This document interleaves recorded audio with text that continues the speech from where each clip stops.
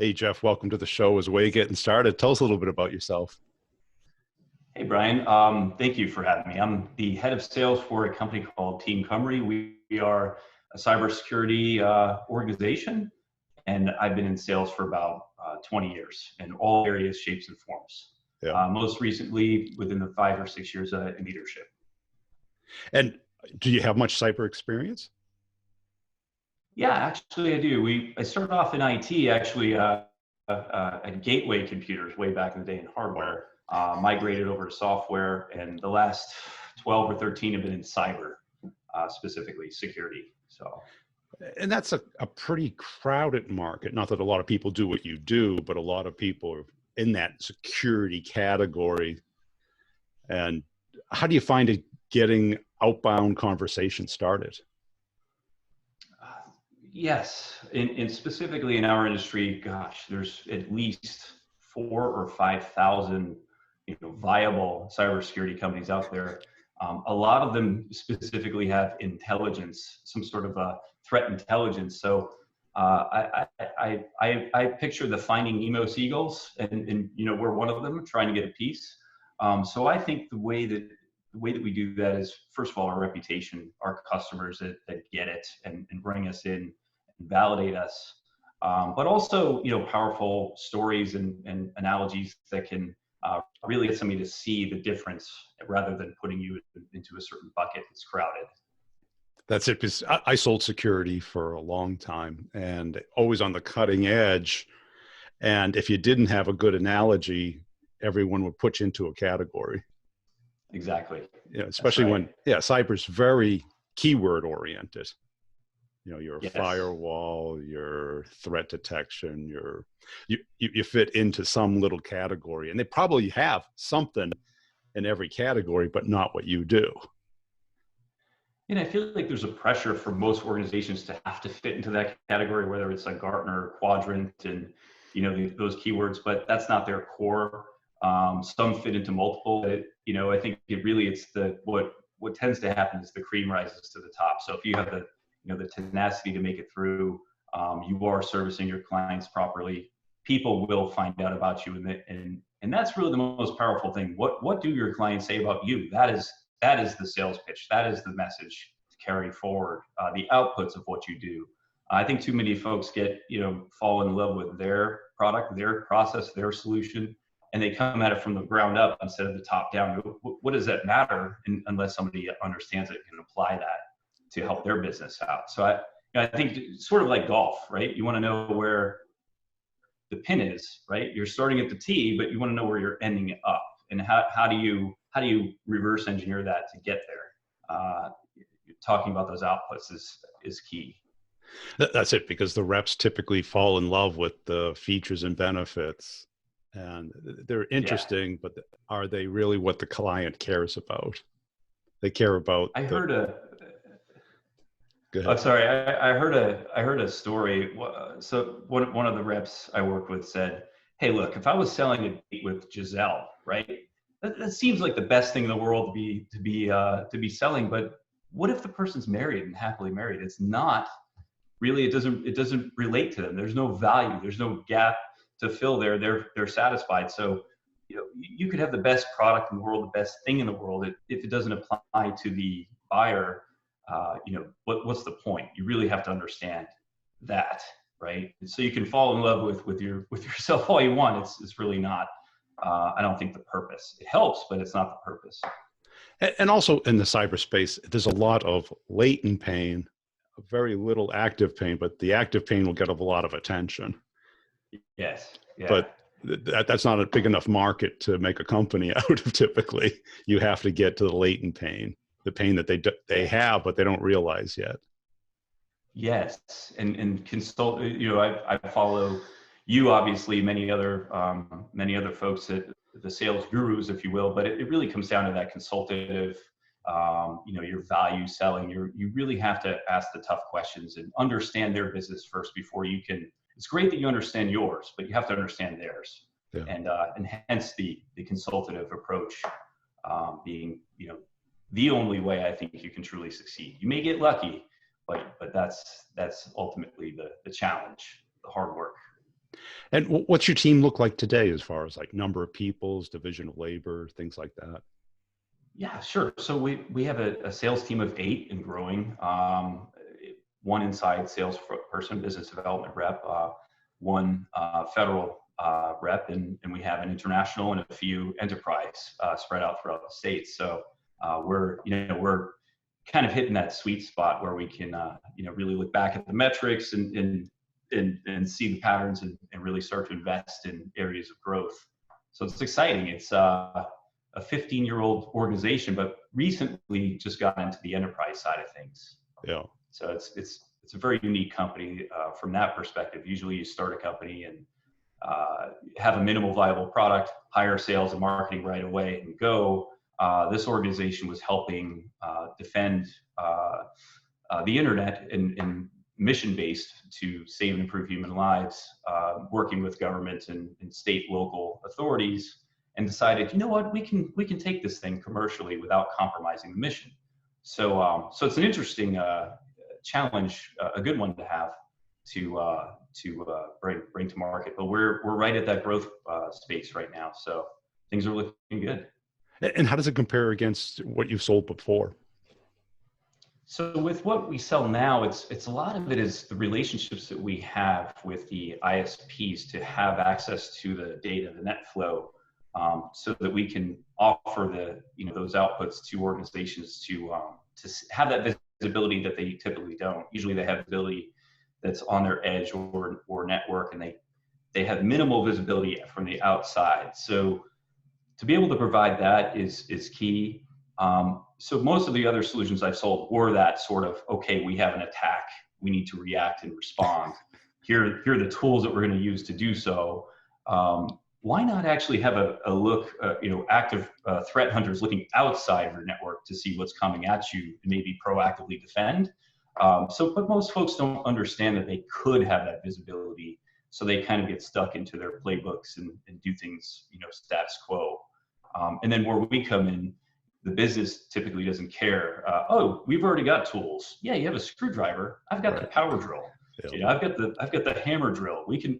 They don't really know. They just think of it as tools. We've got security guys. We've got the tools. Yeah. So I think it's our job to really get the business behind the power of that visibility and being proactive. So there's a lot of challenges that we have, but they're good opportunities for us. That's it, because I tell reps all the time, it's like people don't like to talk about their problems or their pain. The immediate reaction is, I'm covered. And with your analogy, you have a screwdriver, but you don't have a power drill. You don't have a Phillips screwdriver. You don't have something that's going to unlock this. And then you have to get them opening their mind. And if you don't, they're selling you that they're fine. And no one's happy. They don't solve the problem and you don't get a sale. I was blown away with one of my reps a few years ago. We're right at the finish line of a deal, of course, end of quarter. It's the final day. I think it was 2:00 Eastern. And I get the call, hey, can you jump on a WebEx real quick? We got to close the CISO on this deal, right? The whole team was bought on. The champion actually had used our solution in 3 other companies over a 10-year period. So this was a lock. But the CISO, Chief Information Security Officer, the business side, came in and just wasn't ready to sign, just still didn't get it.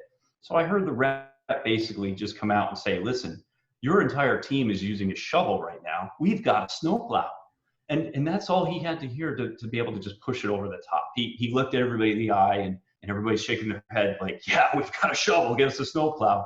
And obviously it's a lot more technical than that, but that was enough to push it over the top and get him to kick out the purchase order. And it's amazing how something so simple can actually move the needle sometimes, just having that perception.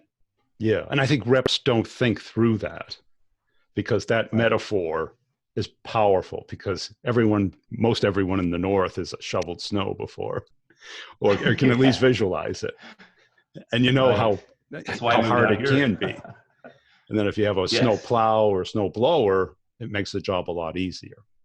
I think the visual of him imagining his team working so inefficiently on a very challenging topic at the time was phishing attacks, were, and still are the number one vector for which the criminals deliver their attacks.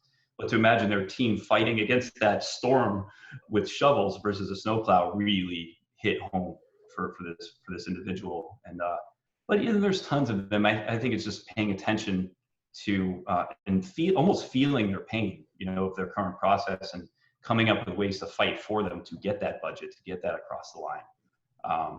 Because there's certainly a technical person's going to understand, hey, I'm holding the screwdriver now. Why don't I have a power drill? But maybe that doesn't translate to the business. It doesn't, because they're talking about horsepower and pounds per square inch per second, and that just makes people dizzy. Yes.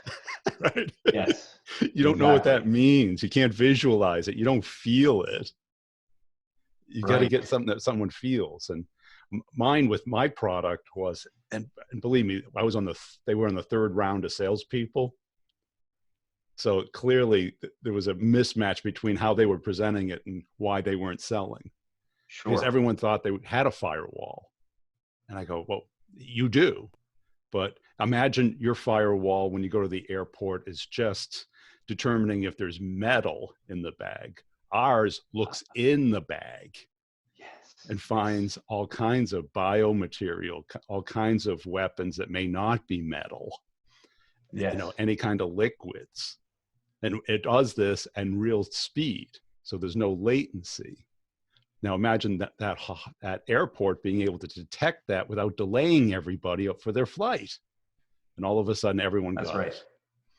And the timing was also powerful. Good. Yeah. Because now everyone can visualize it. It's all about timing. It is all about timing. You can't just walk in and say that. It has to fit when someone's brain is breaking and you can see it, you put it back together with that statement. Right. It's powerful. And if I took the technical approach of, we unpack the packets, we separate out, and everyone would just get like, I think everyone does that. Yeah. Yeah. Right. Packets, what's a packet? Gotta go. I gotta go. Because now you have to kind of educate too much. And a manager doesn't want a whole lot of it. It's like, why am I doing this? How's it different? What do I get out of it? Right. I don't want to buy another thing that does something that I already have, that just does it a little faster or a little better. In your podcast, there's usually a theme, and the psychology comes into it, right? And it's, we can go very deep into psychology, but I think just staying high level and simplifying, keep it simple, stupid. That's the best probably phrase ever. But it applies to almost everything. And there is a lot of hard work to go into translating the packets, bits, bytes, technical co-founders that love everything and just want you to have this, certain presentation. But again, 1 out of 5,000 vendors, and maybe 20% of them do something similar to you. You've got to stick out, and you're not going to stick out. It's good that everyone else is doing it that way. Most people do it that way. If you do it this way, you'll stick out. You'll make those connections. People will appreciate that you pay attention to their challenge and that you're making sense out of it in multiple ways. To me, that's common sense, but it's not so common. Well, everything's common sense once you figure it out, right? It's like a magic trick. Once you see how they pull the rabbit out of the sleeve, it's no longer magic. Oh, there's a tiny little rabbit in there already stuffed, and you pull it out. Then it's a common sense. But until then, it's mystery.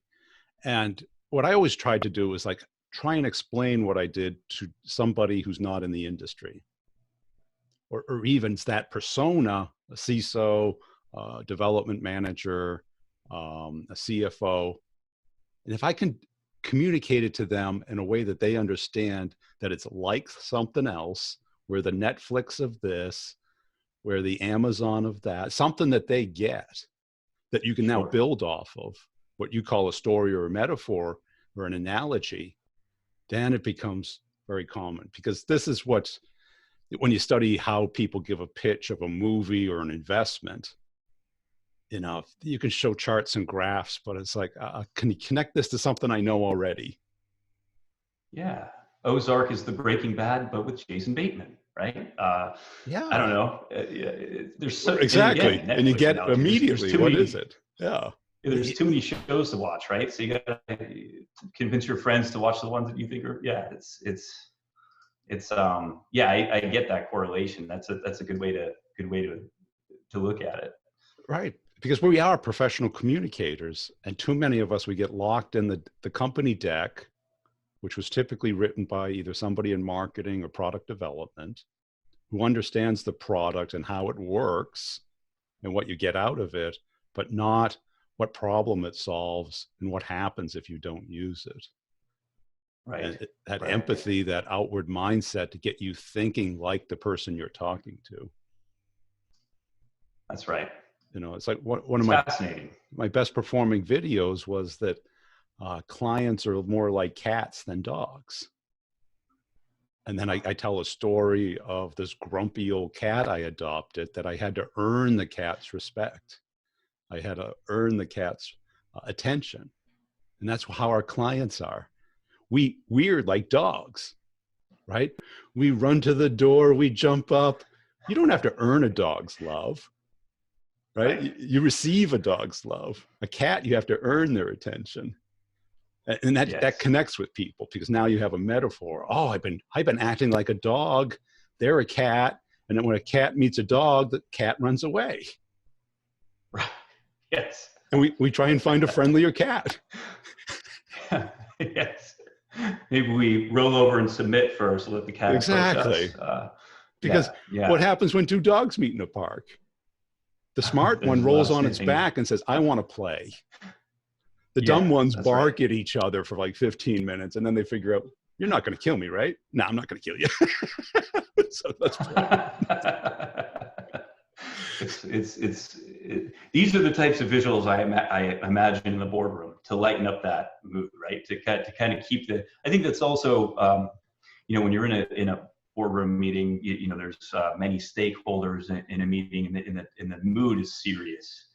There's also an opportunity to kind of cut through that, right? Because they're barking at each other, or maybe they're cats that are, swiping at each other for whatever reason. It could be political, it could be whatever the reason. And we've all been there. And to be able to insert a comment to lighten the mood, but that's relevant to, in a lot of ways, it's analogies or summarizing.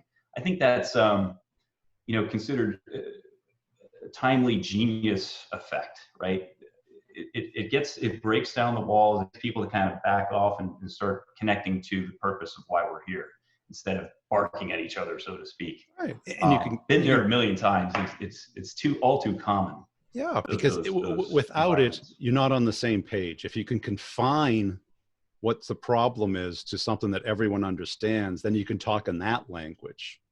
Right. Everyone knows what a cat and a dog is. They may not know what a CISO is and a development manager is. They have something in their mind, but it might not be what you're thinking. Exactly. The power of communication. That's really what it is. It is. It's really what it is. There's a lot more to it, but that's the end result, right? That's the output. How are you taking that, like the funnel, how are you taking all of that information and disseminating it down into something that's a powerful statement, message, something to keep it moving forward.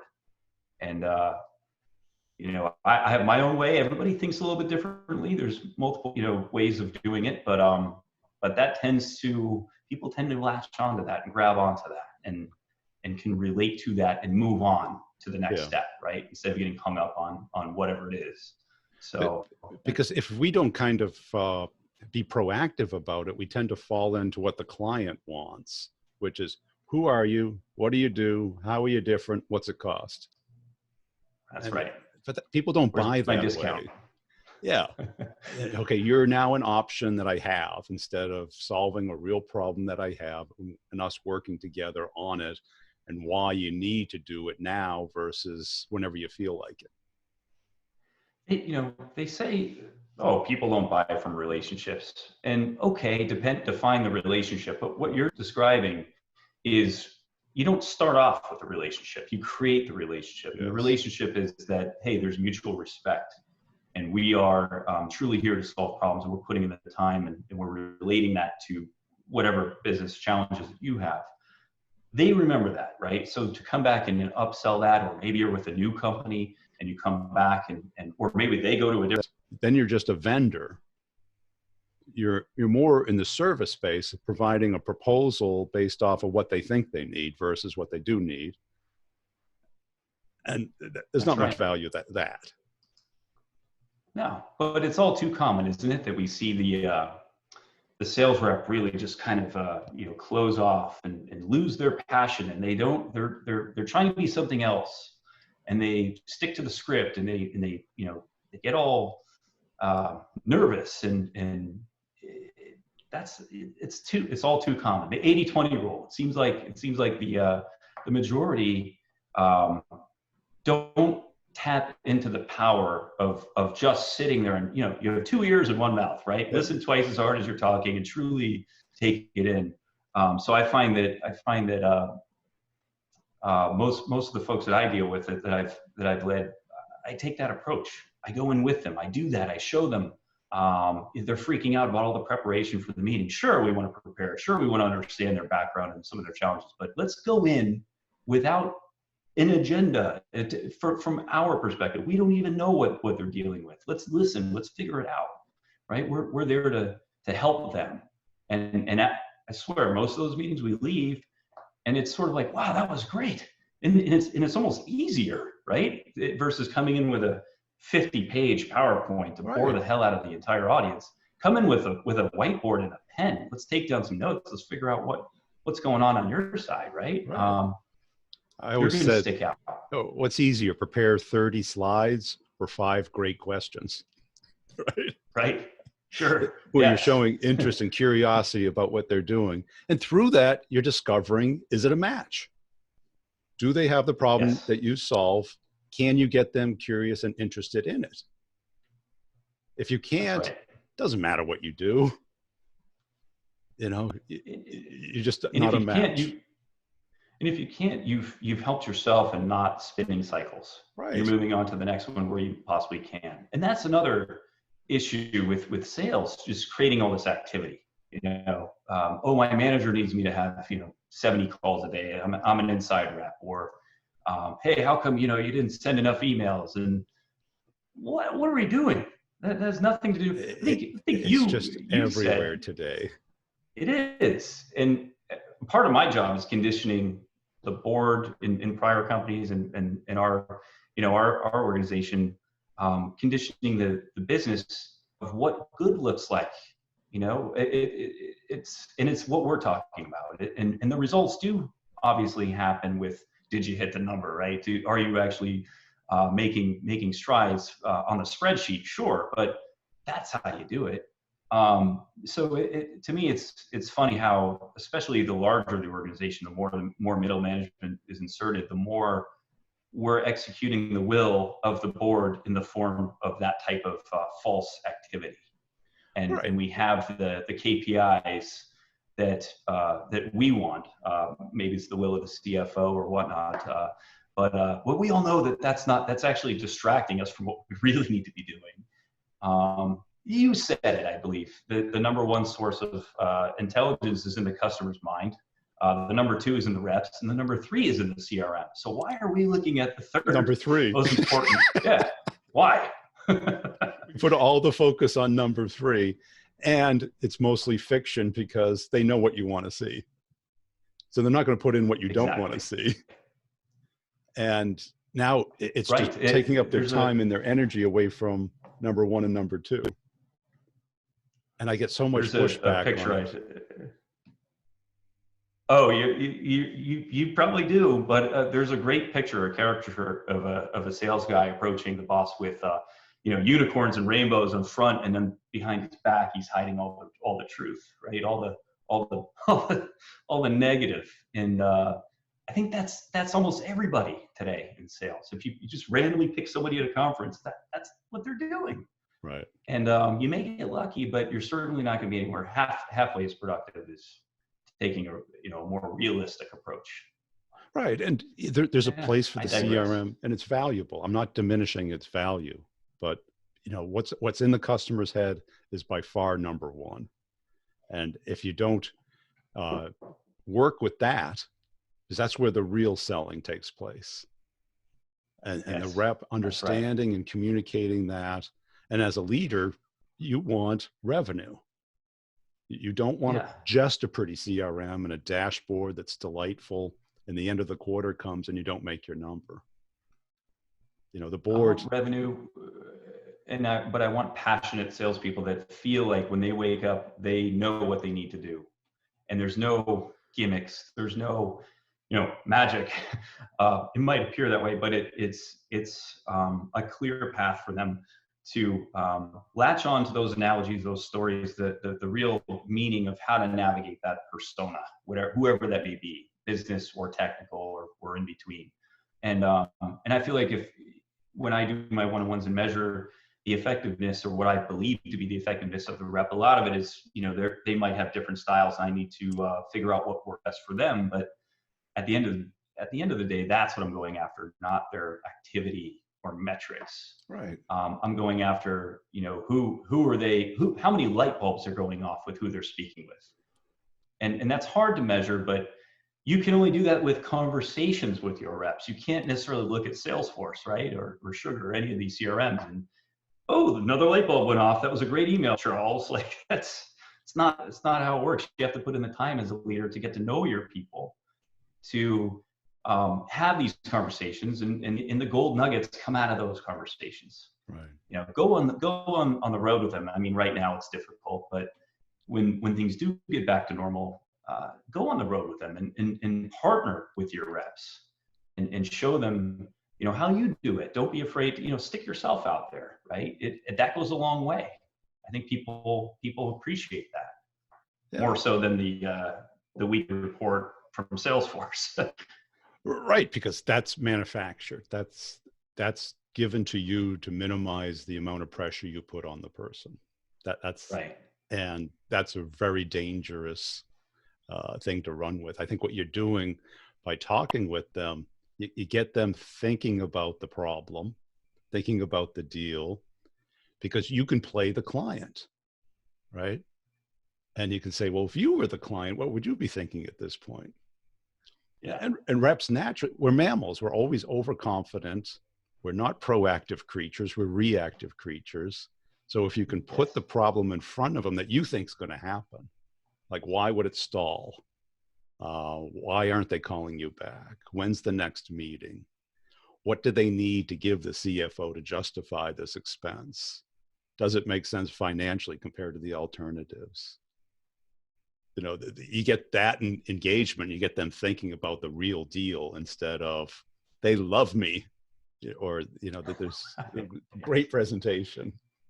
They just love us and they love the product, but they internally might not be able to communicate the value. That's a really good point. And we do role play, but the role play is more along the lines of what you just laid out, as opposed to the pitch more okay, I'm going to kick off a few challenges here that, this could be potentially where we're at. How are we going to, when we do this together, we try to figure it out together.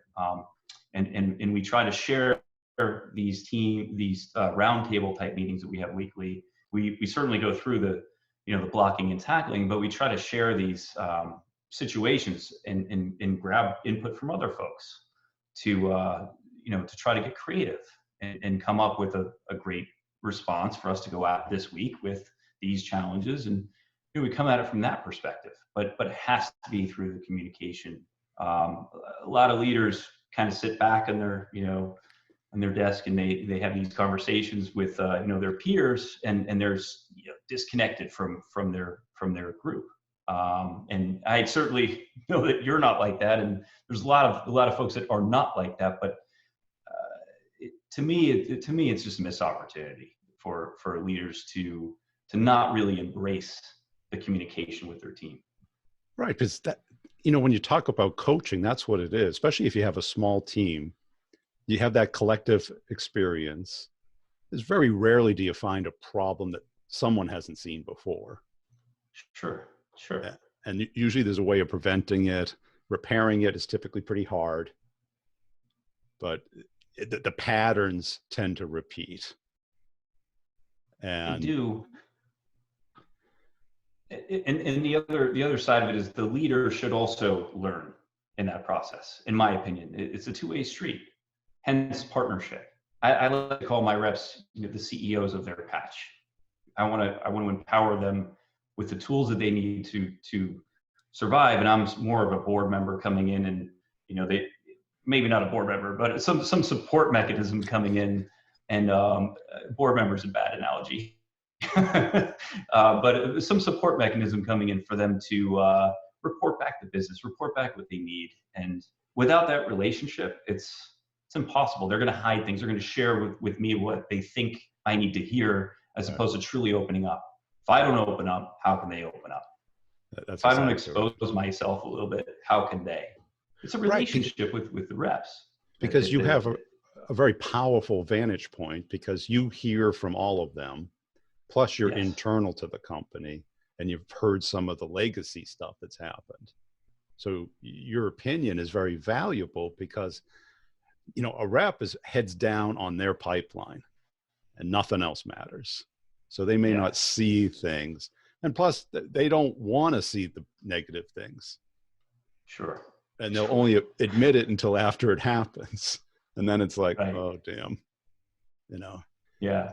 It's very hard to repair it, once the client says, no, we're not doing it. Instead of, can you give us more information before we submit it? There's these little touch points, and, we went with somebody else. That's hard to repair. Yeah. We'll wait till next year. Yeah. Versus where we want to be. Yeah. So you look for the signals. Are they openly and constructively communicating with you? Do you sense that? Do you feel like you're partners in crime, or do you feel like vendor customer? Yes. Little symptoms of a good deal versus a bad deal. And all of a sudden you get your reps thinking like, they're not calling me back the way they should. They're asking me. It's been a few weeks. Yeah. And they're asking me if we do what our competitor does. Yeah. Yeah. Yeah. And all of a sudden the light bulb goes off, and you're like, we got to get on this. Or they're asking me a question where they clearly don't even understand what we do. So why do you think this is an opportunity? We have work to do. But even more important. You suss out those things. But that's I enjoy what I do. I'm about the people in the process. So I feel not everybody is the same, but I feel most tend to share the right information and want to collaborate and work on solving these problems and being, win. We just want to win. Yeah. But it is interesting to see that so many other leaders out there just still stick to that approach get out there and do it this way. And, why didn't you have the deal? Why isn't disclosing this quarter? And it doesn't help. It actually hurts, I think. It doesn't help. And then if it goes south, they blame the rep, but yet is the rep trained and coached and helped? And does the rep feel comfortable being honest and open and coming to you before it's in the ditch? The minute they sense it's heading towards the ditch, because, the coach, right? The coach is on the hook for the loss, right? So shouldn't they have a part in the win? Shouldn't they be a part of, making sure that team is set up to win, or that individual is up to par with the rest of the team, or whatever the analogy you want to put in? Their neck is on the line too. So they should look at it from that perspective, and maybe roll up their sleeves and jump in a little bit when needed, but just a little bit. Hey, this has been a fun conversation. Where can people go to follow you and connect with you? Yeah, so my name's Jeff Fleischer. I'm on LinkedIn, and my company is Team Cymru, teamcymru.com. It's CYMRU. It's Welsh for Welsh. So it's spelled differently than what it sounds. But happy to communicate with anybody, and I love these topics. So I really appreciate you doing what you do, and I'll be tuning in for life, Brian. Thank you.